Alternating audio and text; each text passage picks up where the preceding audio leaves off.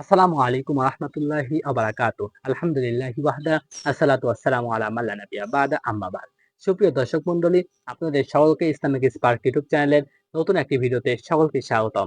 আজকের ভিডিওতে আমরা যেই জাল হাদিসটা নিয়ে আলোচনা করব সেটা হচ্ছে শবে বরাত বা শবে কদরের রাত্রিতে গোসল করা। রাসূল সাল্লাল্লাহু আলাইহি ওয়াসাল্লামের রিওয়ায়াত দিয়ে আমরা যে হাদিসটা বলছি যে রাসূল সাল্লাল্লাহু আলাইহি ওয়াসাল্লাম বলেছেন, তোমরা শবে বরাতের রাত্রিতে এবং শবে কদরের রাত্রিতে তোমরা গোসল করো। আসলে এমন কোন হাদিস রাসূল সাল্লাল্লাহু আলাইহি ওয়াসাল্লাম বলেছেন কিনা এটা জানতে আমাদের পুরো ভিডিওটা স্কিপ না করে দেখবেন। দেখেন, রাসূল সাল্লাল্লাহু আলাইহি ওয়াসাল্লামের নামে এটা আমরা বানিয়ে ফেলেছি একটা হাদিস। দেখেন, এই যে বছরে প্রত্যেক ঋতুতেই কিন্তু আরবি মাস পড়ে।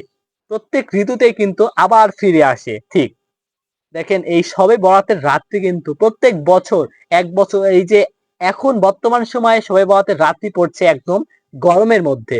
ঠিক এভাবেই কিন্তু ঘুরতে ঘুরতে শবে বরাতের রাত্রি কিন্তু ঠান্ডার মধ্যে চলে আসবে। এই ঠান্ডার মধ্যে এই মানুষদেরকে তারা কষ্ট দিয়ে এই যে গোসল করা কত কষ্টকর ব্যাপার, এই গোসল করিয়ে নিচ্ছে এইসব হাদিস বলে মানুষদেরকে কষ্ট দিচ্ছে। দেখেন, শবে বরাতের রাত্রিতে রাসূল সাল্লাল্লাহু আলাইহি ওয়াসাল্লাম শবে বরাত বলে কোনো কথা রাসূল সাল্লাল্লাহু আলাইহি ওয়াসাল্লাম বলেননি। তিনি বলেছেন কি? তিনি বলেছেন হচ্ছে যে শাবান মাসের মধ্য রজনীতে, এক কথায় শাবান মাসের মধ্যরাত্রিতে, এই পুরো মাসের মধ্যের যে রাত্রি, সেই রাত্রিতে আল্লাহ তাআলা অনেক মানুষদেরকে ক্ষমা করে দেন, অনেক দোয়া কবুল করেন। এমন কথা রাসূল সাল্লাল্লাহু আলাইহি ওয়াসাল্লাম দ্বারা প্রমাণিত। আমরা এটাকে কি করেছি? এটাকে আমরা একটু মডিফাই করেছি। এটাকে আমরা নতুন ভাবে তৈরি করেছি কিভাবে? যে এই দিনে রাসূল সাল্লাল্লাহু আলাইহি ওয়াসাল্লাম 1000 রাকাত সালাত আদায় করতেন, 100 রাকাত কেউ বলছে।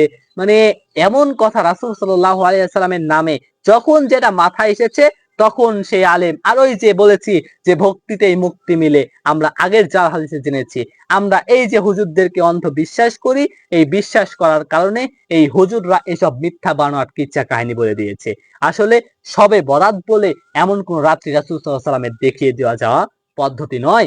শবে কদরের রাত্রি এটা রাসূল সাল্লাল্লাহু আলাইহি ওয়াসাল্লামের দেখিয়ে যাওয়া একটা দিন, দেখিয়ে যাওয়া একটা রাত্রি। কিন্তু এই দিনে যে আমরা গোসল করে থাকি এর কোনো ভিত্তি নেই। এই দিনে আপনি বেশি করে তাসবিহ তাহলিল করবেন, বেশি সালাতকে দীর্ঘ করবেন, যত পারেন আপনি দীর্ঘ করবেন। আপনি শবে কদরের রাত্রি কিন্তু শুধুমাত্র একদিন নয়, রমাজানের শেষ দশক পুরোটাই কিন্তু কদরের রাত্রি। তাহলে আপনি প্রত্যেকটা রাত্রিতে আপনি সালাতকে বৃদ্ধি করবেন, সালাতকে অনেক লম্বা করবেন।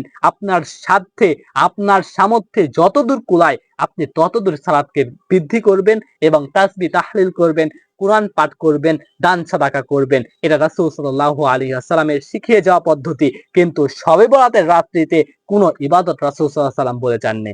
আপনি শবে বরাতের রাত্রিতে আল্লাহর কাছে, শবে বরাত নয়, এটা হচ্ছে নিসফুম মিন শাবান, মানে শাবানের মধ্যবর্তী রজনী। এই দিনে আপনি আল্লাহর কাছে বেশি তওবা করবেন। যদি পারেন শাবানের প্রথম তারিখ থেকে শেষ পর্যন্ত প্রায় সিয়াম প্রতিপালন করতেন রাসূল সাল্লাল্লাহু আলাইহি ওয়াসাল্লাম, আপনি তাই করবেন। কিন্তু বিশেষ করে এই শাবানের রাত্রিতে শাবানের দিনে সিয়াম প্রতিপালন করা এটা সুন্নাত নয়। রাসূল সাল্লাল্লাহু আলাইহি ওয়াসাল্লাম শাবানের পুরো শাবানটাই প্রায় সিয়াম প্রতিপালন করতেন। আল্লাহ তাআলা যেন আমাদের প্রত্যেককেই এসব জাল হাদিস থেকে দূরে রাখেন এবং এসব ভণ্ডামি থেকে আমাদেরকে দূরে রাখেন। সকলে বলি আল্লাহুম্মা আমিন।